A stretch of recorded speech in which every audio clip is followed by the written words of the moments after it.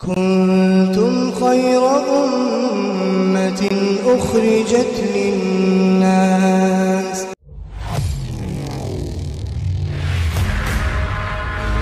کا ہے اللہ کا ہے. یہ اللہ نے ہمیں پیدا کیا، اللہ نے انسان بنایا، اللہ نے ایمان والا بنایا. اور اس کے بعد محمد رسول اللہ کا درجہ ہے کہ آپ صلی اللہ علیہ وسلم نے امت کے لیے پوری کی پوری زندگی ایسا زبردست مجاہدہ کیا. یہ فرماتے ہیں کہ دنیا میں جتنے بھی انبیاء کرام آئے سبھی کو بے حد ستایا گیا. جتنے بھی انبیاء کرام آئے. نوح علیہ السلام کے بارے میں آتا ہے کہ نوح علیہ السلام کو ان کے قوم والے جب نوح علیہ السلام دعوت دیتے تھے تو ان کے قوم کے لوگ ان کو پتھر مارتے تھے، اور اتنے پتھر مارتے تھے کہ نوح علیہ السلام ان پتھروں میں ڈھک جاتے تھے، چھپ جاتے تھے، زخمی ہو جاتے تھے. تو اللہ تعالی جبریل علیہ السلام کو بھیجتے تھے اور جبریل علیہ السلام آتے، پتھروں کو ہٹاتے اور نوح علیہ السلام کے جسم پر اپنے پروں کو ملتے، جس کی برکت سے اللہ تعالیٰ نوح علیہ السلام کو صحیح کر دیتے. اسی طریقے سے سلسلہ چلتا رہا اور تقریباً 950 برس، کتنے 950 برس تقریباً حضرت نوح علیہ السلام نے اپنی قوم کو دعوت دی. اور اکثر یہی ہوتا کہ جب وہ دعوت دیتے کہ ایک اللہ کو مانو، ایک اللہ سے ہی ہوتا ہے اور سب کچھ کر سکنے والی ذات صرف اور صرف اللہ کی ہے اور عبادت کے لائق ذات صرف اللہ کی ہے، تو ان کے جو قوم والے تھے وہ ان پر پتھر برسانا شروع کرتے. لیکن حد تب ختم ہو گئی جب ایک دن نوح علیہ السلام نے دیکھا کہ نوح علیہ السلام نے جب دعوت دی تو لوگوں نے پتھر برسانا شروع کیے ہمیشہ کی طرح. لیکن دیکھا کہ ایک شخص اپنے کاندھے پہ اپنے بیٹے کو سوار کیے ہوئے، 6-7 سال کا بیٹا ہے، اسے سوار کیے ہوئے اپنے کاندھے پہ بٹھائے ہوئے ہے اور اس کے ہاتھ میں پتھر تھما کے اور یہ کہہ رہا ہے تو بھی مار لے، کہیں ایسا نہ ہو کہ یہ شخص مر جائے نعوذ باللہ اور تو اس عادت سے محروم ہو جائے. نوح علیہ السلام نے کہا کہ اب بات یہاں تک پہنچ گئی. تو نوح علیہ السلام نے اللہ تعالیٰ سے تقاضا کیا کہ اللہ اب یہ لوگ ماننے والے نہیں. قرآن پاک میں اللہ تعالیٰ نے صاف صاف بتایا، ذکر فرمایا کہ اے اللہ ہم نے ان کو دن میں بھی دعوت دی، ہم نے ان کو رات میں بھی دعوت دی، ہم نے ان کو جمع کر کے بھی سمجھایا، ہم نے ان کو تنہائی میں چپکے سے بھی سمجھایا، لیکن یہ میری بات سنتے نہیں. اے اللہ تو ہی سمجھ لے. اب اللہ تعالیٰ کو غصہ تو آنا ہی تھا، تو اللہ تعالیٰ نے پھر کہا ٹھیک ہے تم ایک کشتی بناؤ، ان سے ہم نپٹ لیں گے. چنانچہ ایک لمبا قصہ ہے کہ وہ کشتی بنی، وہ کشتی کیسے بنی، کن کن حالات میں بنی. حضرت نوح علیہ السلام کے کئی بیٹے تھے، سام، حام اور ایک اور تھے. ایک بیٹا تھا جس کا نام تھا کنعان، وہ ایمان نہیں لایا اور نہ ہی بیوی ایمان لائی. اب کنعان سے بہت سمجھایا بجھایا، بیٹا تم بھی بیٹھ جاؤ اسی کشتی میں، پار لگ جاؤ گے ورنہ بہت زبردست طوفان آنے والا ہے پانی کا، اللہ رب العالمین عذاب بھیجیں گے پانی کا.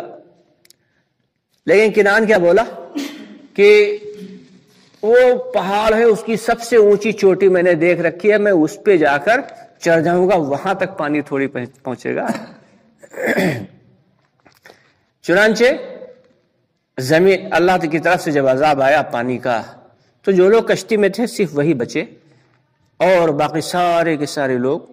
زمین نے پانی اگلنا شروع کیا اور ادھر آسمان نے پانی برسانا شروع کیا.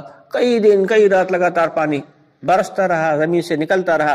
پوری کی پوری زمین، پوری کی پوری دنیا بھر گئی پانی سے. اور وہ یہ کنعان نے کہا تھا کہ میں سب سے اونچی والی پہاڑی پہ، وہاں تک پانی پہنچا، وہ بھی ڈوب گیا. 4 بندے ایسے اور بھی تھے جو نہایت شریر قسم کے تھے.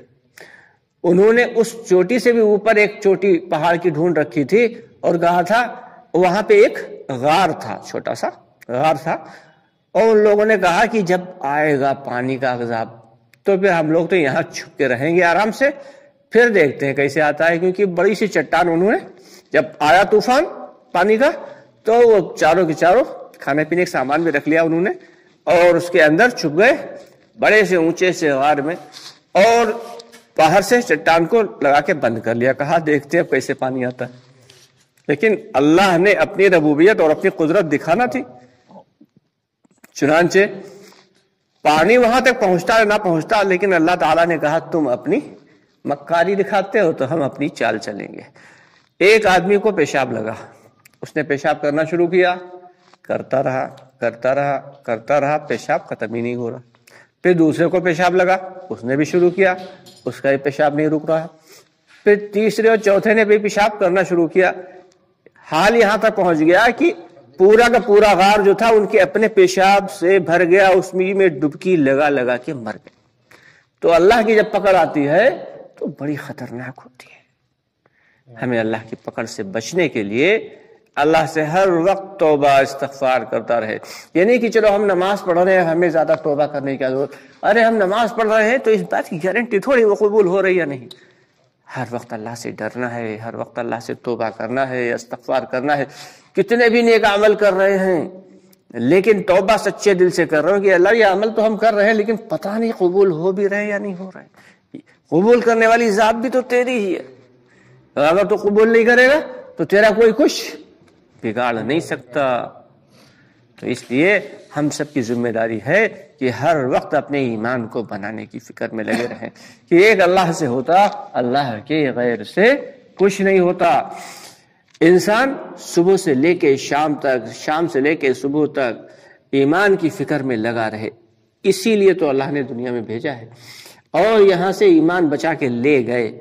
حدیث کا مفہوم ہے کہ جو شخص دنیا سے رائی کے دانے کے برابر بھی ایمان بچا کے لے جائے گا تو اللہ تعالیٰ اسے اس تمام دنیا سے 10 گنی بڑی جنت عطا فرمائیں گے۔ اندازہ لگائیں ساری کی ساری دنیا خود کتنی بڑی ہے کہ کبھی کوئی شخص پوری دنیا شاید ہی گھوما ہو، اور اس سے بھی 10 گنی بڑی جنت اللہ تعالیٰ کتنے ایمان پہ دے رہے ہیں کہ رائی کے دانے کے برابر ایمان، اور جس کا ایمان اس سے مزید زیادہ ہوئے گا اسے اور بڑی جنت ملے گی، اور وہ اس اپنی جنت کا بادشاہ ہوگا۔ اور کتنے دن رہے گا؟ ہمیشہ ہمیشہ رہے گا۔ یہ دنیا میں تو زندگی کی ایک لمٹ ہے کہ 10 20 50 60 70 سال 80 سال، ارے بہت کاٹ لیے تو 100 سال تک پہنچنا مشکل ہو جاتا آج کل۔ لیکن آخرت کی جو زندگی ہے وہ تو اتنی لمبی زندگی ہے کہ اسے کاؤنٹ کرنا ہی بیکار ہے۔ اس کو لامحدود زندگی، انلمیٹڈ زندگی، اسے گنتی کرنا ہی بیکار ہے۔ تو وہ آخرت والی زندگی جس کی کامیاب ہوئی اسی بات ہو جائے، اسی لیے دنیا کی محنت ہے۔ دنیا میں رہ کے دین کی محنت کرنا کیونکہ آخرت ہماری کامیاب ہو جائے، اور اللہ کے وعدے ہیں ایمان پر کہ جو شخص ایمان والا ہوگا اسے دنیا میں چین و سکون کی زندگی، عزت والی روزی، اور آخرت میں ہمیشہ ہمیش کی جنت عطا فرمائے۔ یہ اللہ کی بات ہے کہ اللہ تعالیٰ فرماتے ہیں کہ عزت تو ہے ہی اللہ کے لیے اور محمد رسول اللہ صلی اللہ علیہ وسلم کے لیے اور ایمان والوں کے لیے۔ یہ عزت جو ہے انہی 3 لوگوں کے لیے، اور کسی کے لیے۔ تو ایمان جو ہے وہ ہے کیا؟ اب بات سمجھ میں یہ نہیں آتی کہ صبح سے شام تک جو ایمان اور ایمان اور ایمان اور ایمان کی بات چلتی تو آخر یہ ایمان کیا ہے؟ بہت آسان سی بات ہے، بس اللہ کرے ہماری بھی سمجھ میں آ جائے اور تمام لوگوں کی سمجھ میں آ جائے کہ دل سے یقین ہو کہ سب کچھ کر سکنے والی ذات اللہ کی ہے، دل سے یقین ہو اور زبان سے اس کا اظہار ہو۔ یہ 2 چیزیں ضروری کہ اظہار کی جگہ زبان ہے اور قرار کی جگہ یعنی دل، ایمان کے ٹھہرنے کی جگہ وہ دل ہے۔ دل جو ہے یہ عجیب و غریب چیز ہے، زبان سے لے کے اور دل کا ایک بالش کا فاصلہ ہے، لیکن زبان سے تو صبح سے شام تک ہم کہتے رہیں اللہ سے ہوتا، اللہ سے ہوتا، اللہ سے ہی ہوتا، دوا نہیں فائدہ کرتی، اللہ سے ملتی ہے شفا، لیکن دل اگر اسے قبول نہیں کر رہا ہے تو بیکار ہے۔ زبان سے ہاں، ایک بزرگ فرما رہے تھے کہ جب آدمی 1000 مرتبہ کہتا ہے کہ کسی سے کچھ نہیں ہوتا مگر اللہ سے ہوتا، کسی سے کچھ نہیں ہوتا مگر صرف اللہ سے ہوتا، تب دل کہیں دھیرے سے کہتا ہے کہ ہاں ہوتا اللہ سے۔ تو اسی لیے زبان سے اتنا زیادہ مرتبہ اللہ کی بڑائی، اللہ کی کبریائی، اللہ کی قدرت، اللہ کی ربوبیت کو اتنا زیادہ بولنا ہے کہ دل مجبور ہو جائے قبول کرنے کے لیے۔ کہ کسی شخص نے، کوئی شخص جو ہے اس نے جو ہے چاند پہ نہیں گیا، کتنے لوگ گئے ہوئیں گے؟ سنا ہے کہ کچھ لوگ گئے ہیں، واللہ عالم گئے بھی ہیں، اور یہ بھی بتایا بھی، جو وہاں پہ گئے انہوں نے بتایا کہ وہاں پہ پتھر ہے، آکسیجن نہیں ہے۔ تو ہم ان سب باتوں پر پورا کا پورا یقین کرتے ہیں۔ کیا ہم وہاں گئے ہیں؟ ہم نے جا کے دیکھا ہے؟ نہیں دیکھا، لیکن کیوں یقین کرتے ہیں؟ کہ خبروں میں اتنا زیادہ سنا اور لوگوں کی زبانی اتنا زیادہ سنا کہ ہمارا یقین بن گیا کہ ہاں چاند پہ سوکھے پہاڑ ہے، ننگ چٹیل پہاڑ ہے، اور وہاں پہ جو ہے آکسیجن بھی نہیں ہے، وہاں پہ جو ہے سبزہ بھی نہیں ہے، وہاں پہ زندگی دشوار ہے۔ سن کے یقین بن گیا۔ تو کچھ باتوں کو صرف دیکھنے کی ضرورت نہیں ہوتی۔ بھائی ہوا کو کسی نے دیکھا ہے، لیکن ہر آدمی جانتا ہے کہ ہوا ہے۔ آکسیجن کو کسی نے دیکھا ہے، لیکن ہر آدمی جانتا ہے کہ سانس لیتے ہیں تو آکسیجن جاتی ہے، اور جب سانس چھوڑتے ہیں تو نکلتی ہے کاربن ڈائی آکسائڈ، وہ بھی گیس ہے۔ ہوا کو دیکھا نہیں، لیکن ہوا کا یقین ہے۔ اسی طریقے سے اللہ کو دیکھا تو نہیں، لیکن اللہ کا یقین ہے۔ ہومیوپیتھک کی دوا کیسی ہوتی ہے؟ علاوہ الکوہل کے اس میں کچھ نہیں دکھتا، خالی پانی پانی دکھتا ہے، اور پانی بھی ایسا ہوتا ہے پٹرول کی طرح، اسپیڈ کی طرح، کہیں پہ لگاؤ تھوڑی دیر کے بعد ہوا غائب۔ لیکن ہومیوپیتھک کی دوا لوگوں کو فائدہ بھی کرتی ہے، اور لوگوں کا بڑے بڑے علاج ہوتے ہیں۔ سارا کا سارا معاملہ جو ہے وہ بلیف کا ہے، یقین، بھروسہ۔ تو ہمارا اللہ کی ذات کے اوپر ایسا بلیف ہونا چاہیے، ایسا یقین ہونا چاہیے، اور ایسا بھروسہ ہونا چاہیے جیسا صحابہ کرام رضی اللہ تعالیٰ عنہم اجمعین کا تھا، کہ فرماتے ہیں کہ پہاڑ کا ایک جگہ سے دوسری جگہ چل کے چلے جانا یہ تو کوئی بڑی بات نہیں، لیکن کسی صحابی کا ایمان کم پڑ جانا، یا ایمان سے ہٹ جانا، یا ایمان سے چھوڑ دینا، یہ ناممکن تھا۔ یقین بن گیا تھا ان کا۔ کہ ایک یہودی آیا، کہنے لگا حضرت ابو بکر صدیق رضی اللہ تعالیٰ عنہ سے کہ اب تم کیا باتیں کرتے، وہ تمہارے جو نبی ہیں، جو تمہارے دوست بھی ہیں، جن پہ تم جو ہے ان کا دین بھی تم نے قبول کیا ہے، وہ عجیب باتیں کر رہے ہیں۔ کہا کیسی باتیں کر رہے ہیں؟ کہنے لگا، وہ کہہ رہے ہیں کہ رات میں تھوڑی سی دیر میں میں جو ہے مسجد اقصیٰ گیا، اور پھر وہاں سے میں نے بہت سارے نبیوں انبیاء کرام آئے، سب کے میں نے جو ہے سب کے ساتھ سب کو نماز پڑھائی، اور پھر آسمانوں پہ گیا، پھر پہلے آسمان پہ، پھر دوسرے، پھر تیسرے، سارے آسمان پہ، پھر جنت و دوزخ کی بھی سیر کر لی۔ عجیب باتیں کر رہے، کہہ رہے رات میں واپس بھی آ گئے، ذرا سی دیر میں جا کے واپس آ گئے۔ تو ابو بکر صدیق رضی اللہ تعالیٰ نے پوچھا کیا واقعی میرے نبی یہ کہہ رہے ہیں؟ کہا ہاں۔ اگر وہ کہہ رہے ہیں تو صحیح کہہ رہے ہیں، میرے نبی کہہ رہے ہیں تو صحیح کہہ رہے ہیں، تمہاری ایسی کی تیسی۔ تو ایسا یقین بنا تھا۔ تو یہ یقین بنانے کے لیے کیا لگا تھا؟ جان، مال، وقت، ہر چیز کی قربانی مانگتا ہے۔ بیوی کو بیوی نہیں سمجھا، بچوں کو بچے نہیں سمجھا، سب مال کو اپنا مال نہیں سمجھا، سب کچھ اللہ کے دین کی راستے میں خرچ کیا۔ چھوڑ کے جا رہے ہیں اپنی بیوی بچوں کو، کس لیے جا رہے ہیں؟ اس لیے نہیں جا رہے ہیں کہ وہاں مال و متاع ملے گا، آخرت میں ہمیں جنت ملے گی، ہمارا اللہ ہم سے راضی ہوگا، ہمارا رسول اللہ صلی اللہ علیہ وسلم سے راضی ہوں گے، اس لیے۔ تو یہ سارا کا سارا معاملہ جو ہے یہ قربانی کی بنیاد پہ بنتا ہے۔ اور جب قربانی دینے والے ہم بن جائیں گے، اللہ کے راستے میں اپنی جان مال وقت کو لگانے والے بن جائیں گے، تب پھر اللہ تعالی ہمارے ایمان میں ایسی تاثیر پیدا کریں گے، اور ہمارے اعمال میں ایسی جان پیدا کریں گے کہ پھر ہمارے اعمال بھی جاندار بن جائیں گے۔ ابھی تو ہماری نماز ہے ہی نہیں، صرف نماز کا ایک ڈھانچہ ہے، ایک خاکہ تیار ہے۔ نماز گھر کا ایک ڈھانچہ ہوتا تو اس میں رہنے لائق نہیں ہوتا، وہ گھر کا ایک ڈھانچہ بنا رہنے لائق تھوڑی ہے، جب تک وہ پوری طریقے سے فرنشڈ نہ ہو جائے وہ رہنے لائق نہیں ہے۔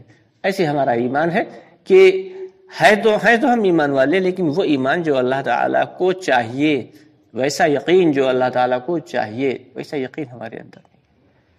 تو اللہ کے راستے میں نکل کر اسی بات کی محنت کرائی جاتی ہے کہ اللہ کی بڑائی کو اتنا بولو، اتنا سنو، اور اپنی پھر نگاہوں سے اللہ کی آتی ہوئی مدد کو ایسے اتنا زیادہ دیکھو کہ یقین لگاتار بڑھتا چلا جائے۔ ایمان جو ہے وہ 3 طریقے کا ہوتا ہے۔ ایک تو ہوتا ہے فرشتوں کا ایمان، وہ ایک جگہ ٹکا ہوا ہے۔ فرشتے جو ہے وہ ان کے سامنے جنت دوزخ سب کچھ ہے، ہمیشہ سے اللہ نے نور سے پیدا کیا، وہ سب کچھ دیکھ رہے ہیں، ان کے لیے کوئی تو سب دیکھ رہے ہیں، کوئی مسئلہ نہیں۔ ایک ہوتا ہے نبیوں کا ایمان، تو نبی علیہ السلام کا ایمان روز بروز لمحہ بلمحہ بڑھتا رہتا ہے۔ اور ایک ہے ہم لوگوں کا ایمان کہ وہ کم زیادہ ہوتا ہے، کہ جب اللہ کی مدد آتے ہوئے دیکھی، غیبی مدد، تو ایمان بڑھ گیا، اور جب محنت چھوٹی تو ایمان گھٹ گیا، پھر محنت کی پھر ایمان بڑھ گیا۔ تو ایمان بنے گا ایمان کی محنت سے۔ دکان بنتی ہے دکان کی محنت سے۔ ایک آدمی نے مال بہت اچھا سا شو روم کھولا، اچھے سے اچھا اس نے فرنیچر بنوایا، اور اسے خوب بہترین سا مال اس میں لگوایا، اور مال پورا فرنشڈ کر کے بہترین سا مال سجا کے اور شٹر ڈاؤن کر دیا، تو کیا اس سے کوئی فائدہ ملے گا بھائی؟ کیونکہ اس پہ جان مال وقت ڈیلی لگانا پڑے گی، ہاں، یا نوکروں کو سپرد کر دے گا تب بھی نقصان ہو جائے گا۔ اگر شو روم اس نے بند کر دیا تو کیا ہے، جو فائدے والی چیز تھی وہ بھی راحتیہ ہو جائے گی، تھوڑے دن کے بعد مال ایکسپائر ہو جائے گا، بیکار ہو جائے گا۔ تو اس لیے اپنے ایمان پر مسلسل محنت کرنا ہے، کیونکہ نماز تو دن میں صرف 5 مرتبہ ہی فرض ہے، لیکن ایمان 24 آور فرض ہے، 24 گھنٹے میں ہر لمحہ فرض ہے۔ اور کوئی شخص جب کوئی کسی بڑے گناہ کا ارتکاب کرتا ہے تو ایمان اس کے دل سے نکل جاتا ہے۔ کسی شخص نے زنا کیا تو وہ ایمان والا نہیں ہے کہ اس وقت اس کے دل کے اندر ایمان نہیں ہوگا، ایمان نکل گیا۔ کسی شخص نے شراب پی تو اس وقت اس کے دل میں ایمان نہیں ہے، وہ اس حالت میں مر گیا تو وہ ایمان والا نہیں۔ تو یہ جو بڑے بڑے گناہ ہیں، اگر ان کا ارتکاب کرتا ہے تو ایمان دل سے نکل جاتا ہے، واپس پھر آ جاتا ہے۔ جب اس گناہ کو جیسے ختم کیا تو واپس آ جاتا ہے، اور پھر توبہ کر لیتا ہے تو اللہ تعالیٰ غفور الرحیم ہے، بڑے سے بڑے گناہوں کو بھی معاف کر سکتے ہیں۔ تو اس لیے توبہ استغفار، نیک کام کر رہے ہیں تب بھی کرنا ہے، اور گناہ تو ہم سے سرزد ہوتے رہتے ہیں، کون سے فرشتے ہیں ہم لوگ چاہیں نہ چاہیں یا نہ چاہیں، چلتے پھرتے اٹھتے بیٹھتے نہیں کچھ تو کسی کی ذرا سی برائی کر دی، چلتے پھرتے کوئی ایسی بات کہہ دی کسی کو جو اسے بری لگ گئی، نہ جانے، یا نگاہ کہیں ایسی جگہ پڑ گئی، نہ جانے کتنے گناہ ایسے ہوتے ہیں صبح سے شام تک ہمیں پتہ بھی نہیں چلتے۔ لیکن اسی لیے حضرت محمد مصطفیٰ صلی اللہ علیہ وسلم جو بخشائے ہیں، اور اللہ کے بعد دنیا میں جن کا مرتبہ ہے، اور اللہ تعالیٰ نے جن کے صدقے میں اس پوری کائنات کو بنایا ہے، وہ خود آپ صلی اللہ علیہ وسلم دن میں 100 مرتبہ استغفار کیا کرتے تھے۔ کس لیے؟ کہ امت کو دکھانے کے لیے۔ اب ہمیں کتنی مرتبہ استغفار کرنا چاہیے بھائی؟ جتنی مرتبہ بھی کر لیں کم ہے، لیکن علماء کرام فرماتے ہیں کہ کثرت سے استغفار کرنا چاہیے۔ استغفر اللہ واتوب الیہ، نہیں بہت زیادہ یاد ہے تو اتنا ہی پڑھ لیں، استغفر اللہ واتوب الیہ، یا استغفر اللہ ربی، اتنا ہی پڑھ لیں، کم از کم 1200 مرتبہ پڑھ لیں۔ 1200 مرتبہ پڑھنے میں کتنی دیر لگے گی؟ بہت زیادہ 15 منٹ لگیں گے۔ 24 گھنٹے میں اگر روزانہ 1200 مرتبہ استغفار پڑھ لیں تو یہ کثرت سے استغفار کرنے میں شمار ہوگا۔ اور جو شخص کثرت سے استغفار کرتا ہے، اللہ تعالیٰ نے قرآن پاک میں فرمایا، جس کا مفہوم یہ ہے کہ اس کے لیے ہم باغات لگا دیں گے، اس میں نہریں جاری ہوں گی، اس کی اولادوں میں برکت دیں گے، اسے بیٹے عطا فرمائیں گے۔ اللہ تعالیٰ نے بہت ساری چیزوں کے وعدے فرمائے، زیادہ سے زیادہ استغفار